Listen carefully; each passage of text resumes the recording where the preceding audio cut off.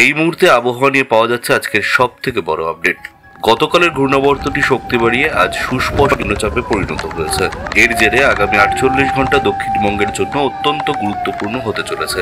আলিপুর আবহাওয়া দপ্তর ইতিমধ্যে কলকাতা সহ একাধিক জেলার জন্য চূড়ান্ত সতর্কতা জারি করেছে। কোথায় কোথায় এর প্রভাব সবচেয়ে বেশি পড়বে, কি জানা যাচ্ছে এই মুহূর্তে জানিয়ে দেব বিস্তারিত ভিডিওতে। তাই অবশ্যই ভিডিওটি শেষ পর্যন্ত দেখবেন এবং আপনার জেলার নাম ভিডিওর কমেন্ট বক্সে কমেন্ট করে আমাদের জানিয়ে দেবেন।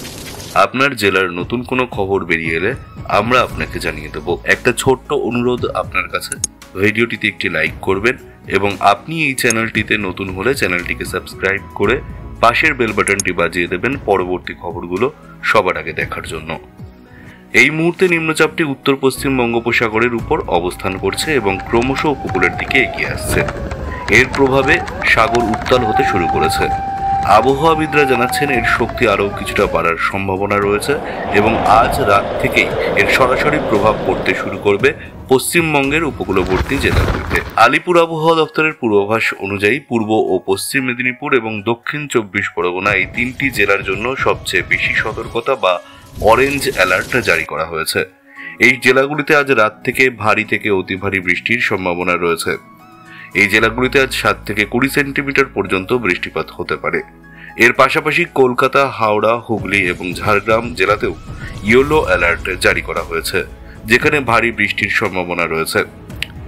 এইসব জেলাগুলিতে 7 থেকে 11 সেন্টিমিটার অবধি বৃষ্টিপাত হতে পারে।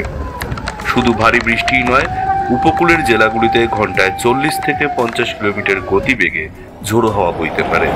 এর জন্য মৎস্যজীবীদের আজ এবং আগামীকালের জন্য সমুদ্রে যেতে নিষেধ করা হয়েছে।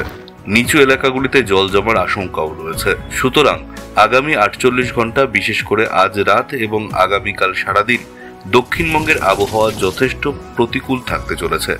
কলকাতাতেও ভারী বৃষ্টির কারণে যানজট এবং কিছু এলাকায় জল জমার সমস্যা হতে পারে। তাই খুব প্রয়োজন ছাড়া বাড়ির বাইরে না বেরোনোর পরামর্শ দেওয়া হচ্ছে। আমরা পরিস্থিতির উপর নিরন্তর নজর রাখছি। পরবর্তী আপডেট আসা মাত্রই আপনাদের কাছে পৌঁছে দেব। সাবধানে থাকবেন, সুস্থ থাকবেন। ধন্যবাদ।